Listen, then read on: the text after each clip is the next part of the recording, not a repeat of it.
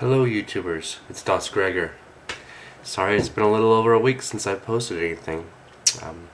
Shortly after doing last Friday's entries, I came down with the cold and just now getting over it. Still have a little bit of a sore throat. You know, just as a side note from this, I never used to get so sick until we had a small child. Not that I want to blame it all on her, but at the same time, she sure seems to bring a lot more germs into the house than ever used to be. And it didn't used to ever get so bad.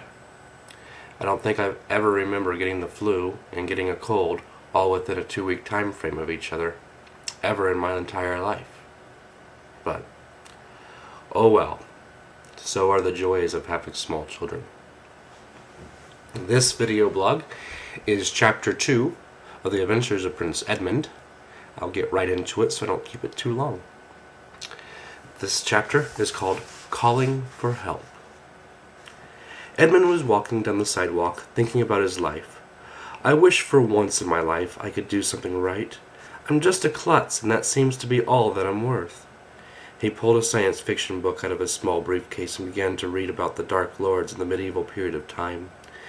He began to wonder about how it would be to live in that time period, when there were kings and queens, even fair maidens in distress. Secretly to himself he said, "Just once I would like to be the hero of the story, to be the one who is someone's last hope, and to conquer and be famous. Yes, that's what I'd like to do." Little did he know that his wish just might become reality. He walked up to his small apartment and started to study for his class for the next day, when he dozed off. When he awoke it was about 6:30, and there was a growl in his stomach, so he went to the kitchen and prepared a meal for himself.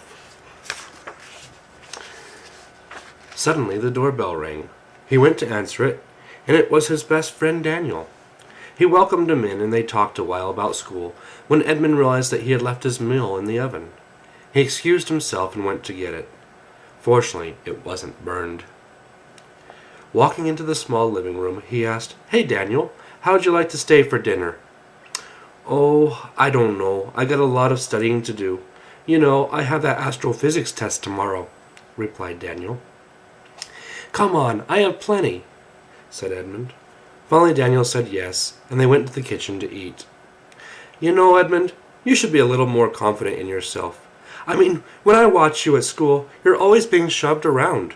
I know college is somewhat difficult, but you shouldn't let people bug you so much."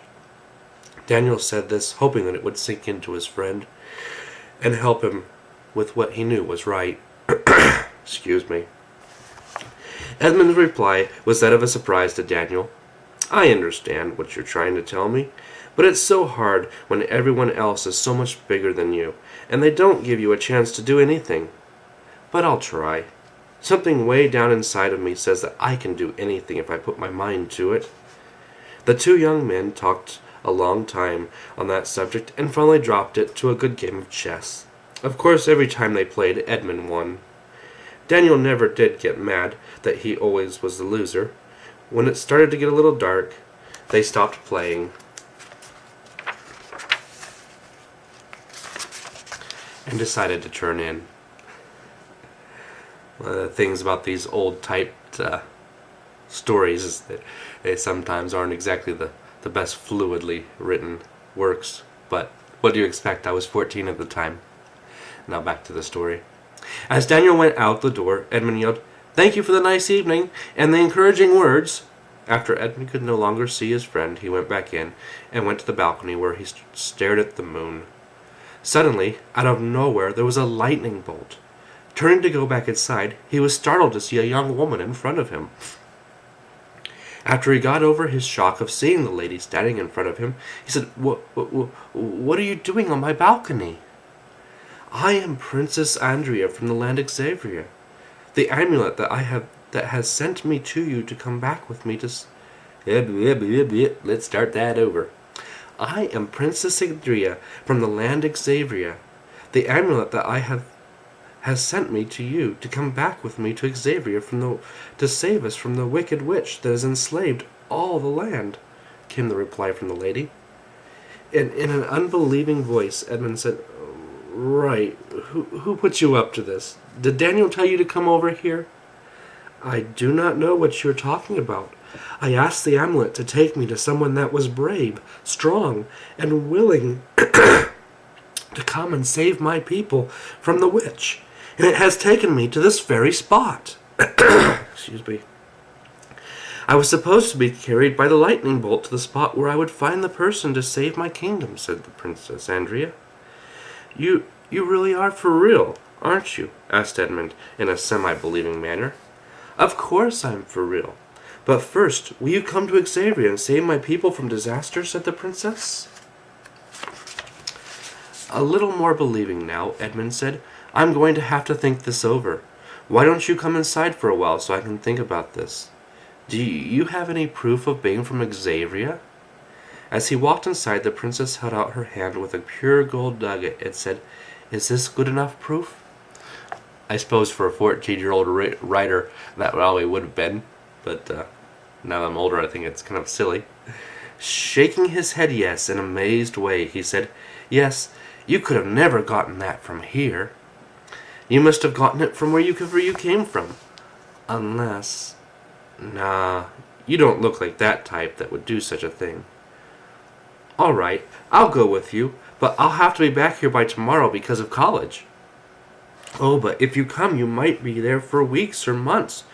You might even get yourself killed if you're not brave enough to take the challenge," came the reply from the princess. "You mean to tell me that I might never come back here?" "All right, now, what if I get your mission done quickly and I'm finished? Then would I be able to come back?" replied Edmund in a nervous manner. "Yes, that is, if you want to come back," said the princess thoughtfully. "All right, I'll go with you, but first I must make a phone call," said Edmund. "Okay, but make it fast. We must leave before the sun comes up," said Princess Andrea with caution. Edmund went to the phone directory and started to go through it. Finally, he found the number he was looking for and dialed. "Hello, Daniel?" "Yes."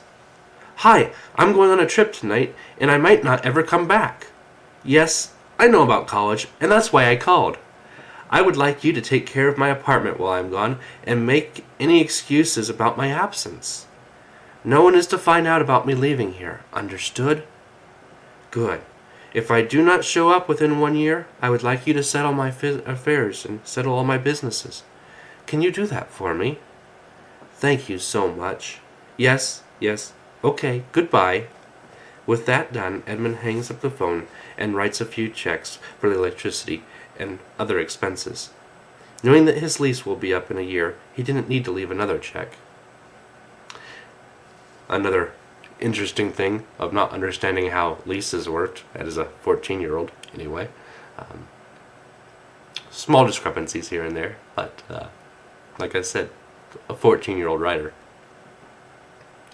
After he checked everything to make sure it was turned off and well organized, he went to the balcony and said, "I'm ready to go with you, princess." And with those words the princess said, "Amulet from the Wizard of Zanzibar, I ask you to return the warrior and I back to my shack." And with those words there was a bolt of lightning, and they were gone. And so ends Chapter 2 of The Adventures of Prince Edmund. I hope it was okay. I hope you enjoyed it. I hope it doesn't sound too corny. I'm not really changing very much of it because I'm pretty much just reading it as the way I wrote it. And that was nearly 18 years ago.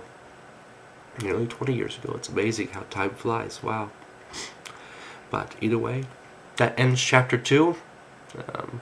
Hope you were able to sit through the scratchy voice and the clearing of the throats all the time. I'm still, like I said, trying to get over my cold. And hopefully that'll go away soon so that I can talk a little bit more clearly. Until next time, thanks. I appreciate your comments. I appreciate you watching. Thank you to all my new subscribers. I'll have to definitely do a shout out soon to everybody. I just appreciate you watching and glad you're all out there. Stay safe, and we'll talk to you later. Bye.